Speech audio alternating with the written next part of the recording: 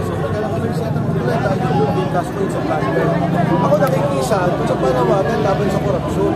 Nakikisa ako doon sa panawagan ng ating mga kababayan dito na nung walang nasabi kailangan may transparency and accountability.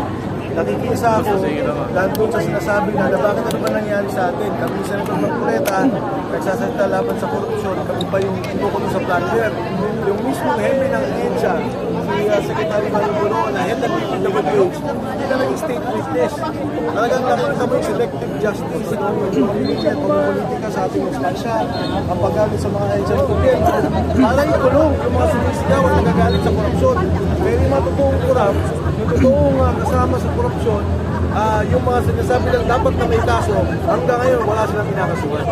Kailangan nyo ba na kuha yun sa Suprema na iniisin nyo ng NBI? Yung dun sa isang kaso namin sa plantel, nagkaroon na kami ng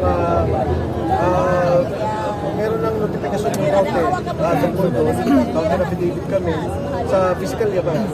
At doon naman sa kaso ng plantel, wala pa kami nakuha. Although nagbigay na rin kami ng aming tawag na Sir, update po sa Eileen Marriage, ano ang sitwasyon nila?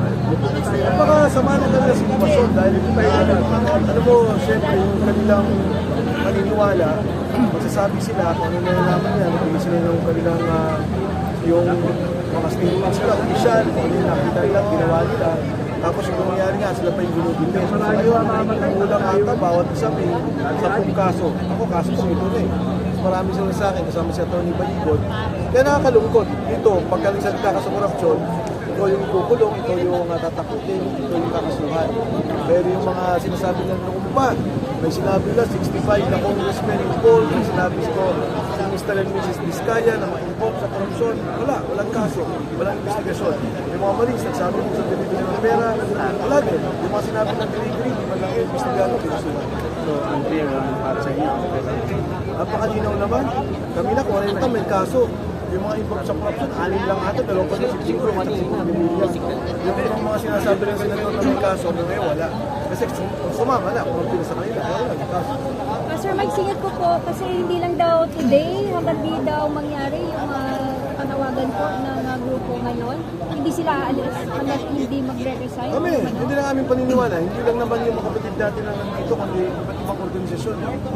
Kapag nga, nandito rin kami. Nakisama rin kami dahil, yun nga, kung ang panawagan natin yung korupsyon, ang pagkawanawagan natin yung pagkakaisa, hindi ko bawat Pilipino. Ano man yung kulay, ano man yung politika, kailangan nandito tayo. Kasi importante lang naman mapanagot natin sino may kasalanan, sino ba talaga ang involved, sino ba talaga nagnakaw, at yung perang yun, kahit pa paano naman isolde. Kasi 1.5 trillion flood control pa lang. Flood control pa lang. Paano pa yung irrigasyon? Paano pa yung farm-to-market loans?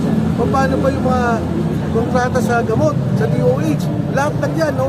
Tingin ko pinasok nila at kailangan nating imbestigahan kahit dahil kung hindi, tuloy-tuloy na lamang ang isipin ng bawat isang tao na magnanakaw o nasa gobyerno na gusto magnakaw, eh hindi ako magnakaw ng bilyon, ng trilyon, malagyan ko lang yung mga tao, sumanib lang ako sa politika, kung walis lang ako ng bansa, okay na ako, pwede na ako tumama sa partido.